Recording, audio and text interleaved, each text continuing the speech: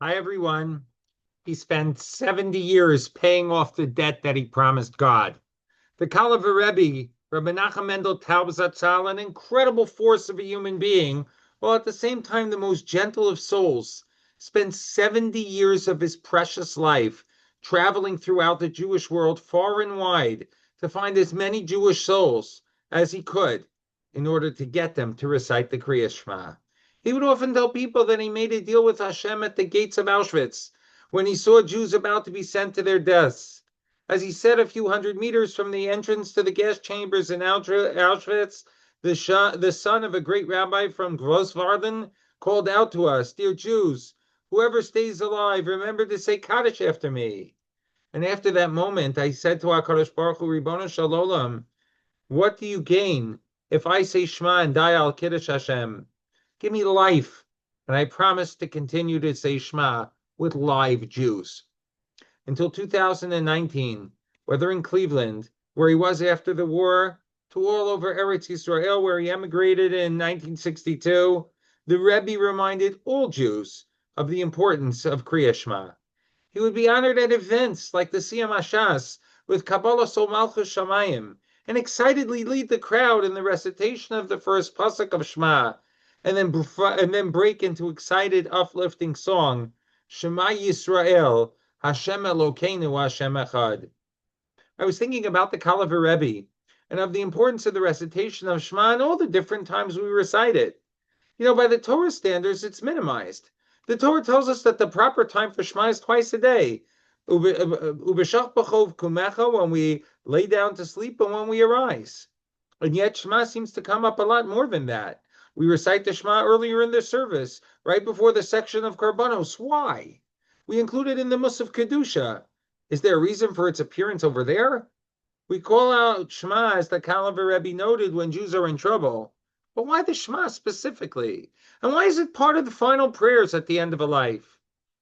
We note that after not seeing Yosef for 17 years, Yosef cried on his shoulder, but Yaakov Avinu, his father, was busy reciting Shema. What about it? What is it about the Shema that even at moments of salvation and joy, Yaakov Avinu felt the urge to recite it first? Why the Shema? And while we're at it, allow me to note another few nuances. When we offer tefillah, we say we're going to be davening. And yet when it comes to Shema, we don't say we daven Shema. We tell people that we have to say Shema. We call it Kriya or Kriya Shema, not tefillah. Why? And when we daven Shemona Esrei, we stand and we face east. And yet at the same time, we say Shema sitting down. In fact, the Shulchan Aruch notes that one who insists on saying Shema standing as a chumrah is called a sinner. Now, if Shema has that supreme importance, shouldn't it be treated at least as well as the rest of davening? Why is it that one who takes the chumrah of standing a sinner? It just seems extreme. And while davening seems to be a dialogue between us and Hashem, one where we speak to Hashem directly, Shema seems so distant. We don't refer to Hashem as you, like we do Baruch Atah in Shemona Esrei, but rather in a third person. Why is there such a distance here as opposed to any other place? In fact, more so than all other places. The Gemara identifies the first section of Shema as the one that involves Kabbalas Ol Malchus Shamayim, the accepting of the yoke of heaven upon ourselves. Rabbi Baruch Mordechai Ezrachi explained that the acceptance of a yoke upon oneself involves the person making his own personal commitment. It's not just a declaration. It's more than that. It's a fully committed signing of allegiance to the King of Kings. And even when we don't interact with the King directly, we accept the responsibility to be fully dedicated to the mission, the sovereignty of Hashem Elokeinu, Hashem Echad. Rav Soloveitchik added that unlike prayer, which is a dialogue and a private affair between each of us and Hashem, the declaration of Shema involves no encounter with Hashem. Indeed, he's a distant element in the third person, as the main part of the Shema is about us and our pledge of allegiance to his authority and role. No matter the situation, the good soldier and citizen declares to himself with a kriya, with a declaration and a pledge, not a prayer, that he's ready to face anything and see it as respect to Hashem.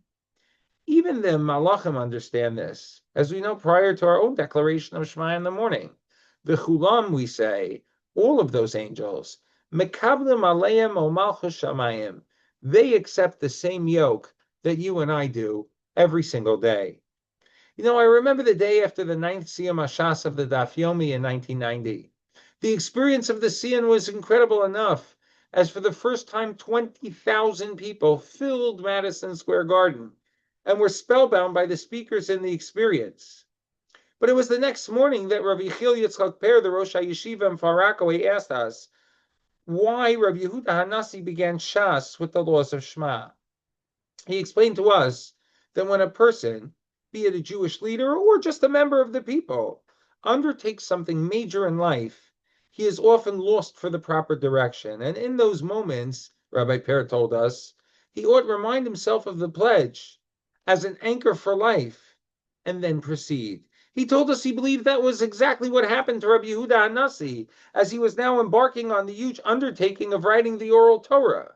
And fearing the next steps, he solidified his foundation and mission, fortifying himself with the declaration of Shema. And once he did, he got the opening questions. Mei masai korin es Shema? When do we start saying Shema? And the rest of Shas flowed forth.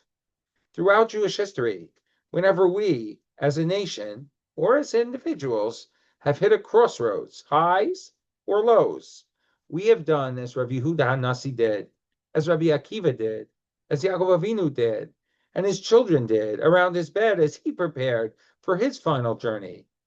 We have declared and clarified for ourselves the main mission in our lives, Hashem Elokeinu, Hashem Echad. Rav Schachter explained to us that this is why we must be able to make our personal Shema, as Beis Hillel declared, in any position, including seated. Quoting Rav Soloveitchik, he explained that Shema needs to be Kol Adam Korei Kedarko, each person reciting it in his own ways. Perhaps, absent of that possibility, the pledge of Kabbalah Sol Malchus Shamayim becomes pro forma. It becomes just words outside, instead of the honest internalizing of real dedication. The power of a dedication in the declaration of Shema can't be underscored enough. The nations of the world repeatedly made laws against us, allowing us to recite Shema. They'd send sentries to watch us in our shuls and then report back to the authorities. And so at different times in our history, we recited Shema early, before Psukei de Zimra, or in the Kedusha Tefillah, for which we continue to mark those times in our davening. Musaf and Ne'ilah, where Shema is not recited, as a reminder of the way we were able to stay true to our commitments, and we were able to declare our Shema. Beis Hillel taught us that the Shema must be said as you are, sitting, standing, walking, because life doesn't pause for you to prepare the perfect posture.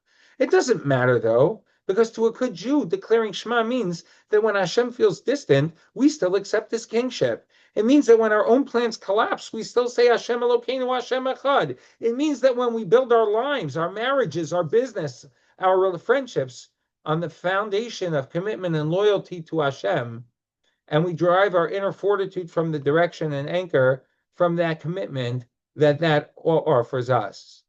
The nations of the world tried to take it away from us because they know that a Jew who says Shema as a Jew can't be broken.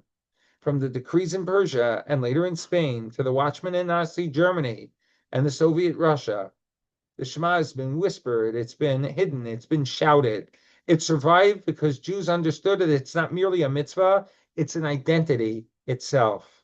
And that Ka'al of Rebbe Zatzal carried that identity through the gates of Auschwitz into the streets of Eretz Yisrael and spread it to the glory of its soldiers, Hashem Yishmereim, and to its people of all backgrounds.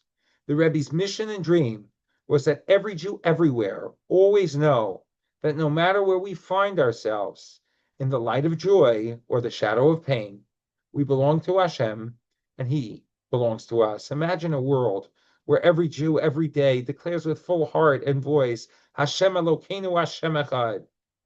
That was the Rebbe's dream. It can be our reality together when we remember Shema Yisrael, Hear O Israel, Hashem Elokeinu. Hashem is all of our God. Hashem Echad. He is the one and the only. Wishing you and yours and all of Am Yisrael a Shabbat Shalom to all.